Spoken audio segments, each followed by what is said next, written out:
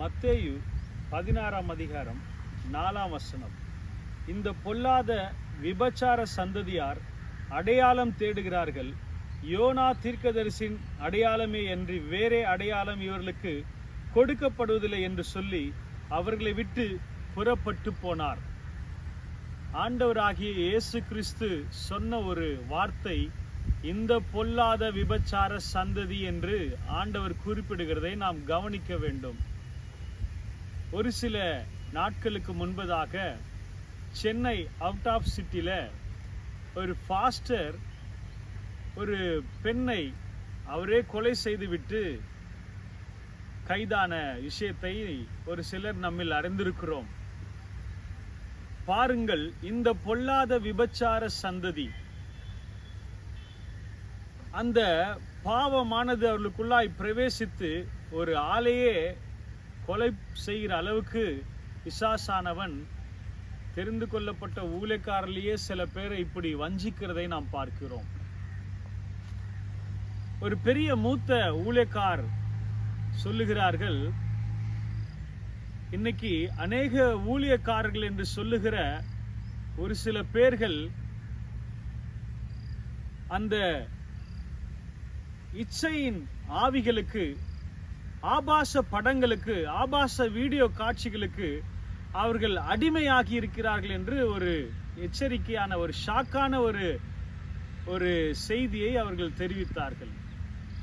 அருமையான தேவ பிள்ளைகளே, ஆகவேதான் ஆண்டவர் சொல்லியிருக்கிறார் ஏற்கனவே, இந்த விபச்சார சந்ததியார் என்று அங்கே குறிப்பிடப்படுகிறது.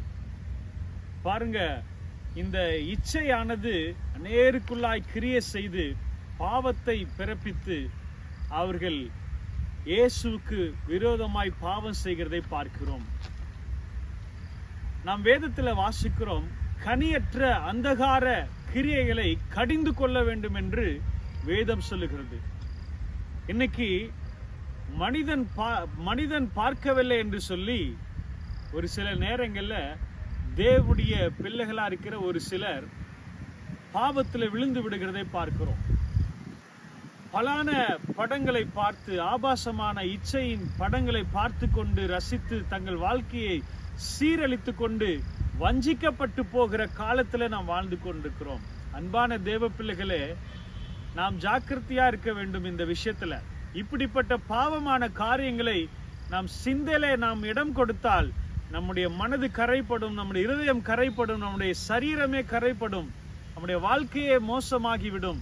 பிசாசானவன் கொஞ்சம் கொஞ்சமாக விஷத்தை கொஞ்சம் விஷம்தான் சரீரத்தையே அழித்து போடும். அதை போல இந்த சின்ன இச்சை என்ற பாவத்தை நாம் இடம் கொடுக்கும் போது நம்முடைய பரிசுத்த வாழ்க்கையை அழித்து போட அது காரணமா இருக்கிறது. அருமையான தேவ பிள்ளைகளே, எனக்கும் தெரிந்த ஒரு சில பேருடைய போனை நான் பார்க்க நேர்ந்தது.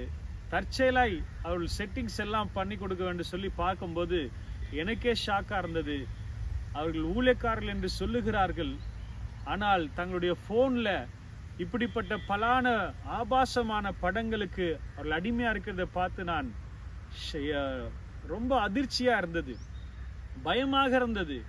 பிரியமானவர்களே, ஆண்டவர் நம்மை அசுத்தத்திற்கல்ல பரிசுத்தத்திற்கே தேவன் நம்மை அழைத்திருக்கிறார். ஆகவே கர்த்தருடைய பிள்ளைகள் இப்படிப்பட்ட தேவையில்லாத பாவங்களுக்கு நாம் இடம் கொடுக்க கூடாது. தனிமையா இருக்கும்போது நாம் தேவனை சந்திக்க வேண்டும், தேவனோடு பேச வேண்டுமே தவிர பாவத்தில் விழுந்துடக்கூடாது. ஆகவே அன்பான தேவ பிள்ளைகளே, எச்சரிக்கையா இருங்கள், பிசாசுக்கு இடம் கொடாமல் இருங்கள். அவன் மோசம் போக்குற பிசாசு.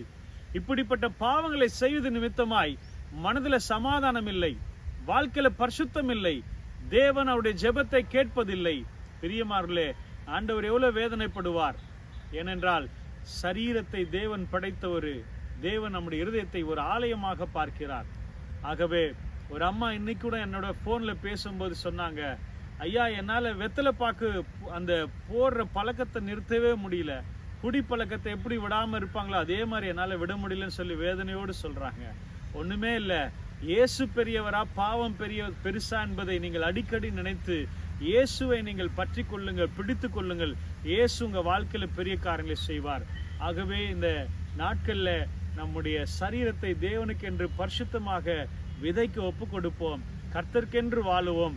கர்த்தருடைய ஆசீர்வாதத்தை பெற்றுக்கொள்வோம். தேவையில்லாத பாவங்களை செய்து தேவையில்லாத பிரச்சனைகளை, சரீரங்களை நாம் உண்டு பண்ணிக்க வேண்டாம். கர்த்தர் நீதிபரர், நியாயந்திருக்க வரப்போகிறார். கர்த்தர் உங்களை ஆசீர்வதிப்பாராக. ஆண்டவரே, இப்படிப்பட்ட பாவங்களுக்கு அடிமையா இருக்கிற உம்முடைய பிள்ளைகளை ஆண்டவரே நீர் தொடும், ரட்சியும், விடுதலையாக்கும். இயேசுவின் நாமத்தினாலே அற்புதம் நடக்கட்டும். சத்துடைய கிரியைகளை நாங்கள் கடிந்து கொண்டு உம்முடைய ராஜ்யத்துக்காக, உமக்காக வைராக்கியமான பிள்ளைகளாய் வாழ கிருபை தாரும், உதவி செய்யும், பலன் தாரும்.